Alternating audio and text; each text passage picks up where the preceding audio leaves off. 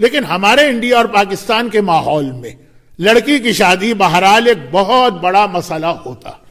ایک خاص عمل عرفات کے دن بیٹیوں کی شادی کے حوالے سے بتایا گیا، اور میں ہر سال حج کے موقع پر یہ عمل کرتا رہتا ہوں. مومنین اپنے نام دیتے ہیں تو وہ لسٹ ہی اتنی بڑی ہو جاتی تھی آخری 2 سالوں میں کہ میں نام نہیں لیتا تھا کہ بھئی اگر یہ نام لوں گا تو آدھا تو اعمال کا وقت اس میں ہی چلا جائے گا.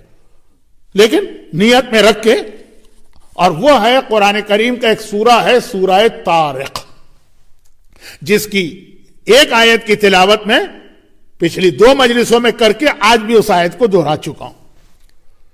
عرفات کے دن 3 مرتبہ اس سورہ کی تلاوت کی جائے، یہ خاص بیٹیوں یعنی لڑکیوں کی شادی کے حوالے سے بہت ہی مجرب عمل ہے. جیسا کہ میں نے کہا کہ مسئلہ تو لڑکوں کے لیے بھی ہوتا، لیکن ہمارے انڈیا اور پاکستان میں ایک زیادہ تصور لڑکیاں یا بیٹیوں کے حوالے سے ہے. سورہ طارق 30ویں پارے میں ہے.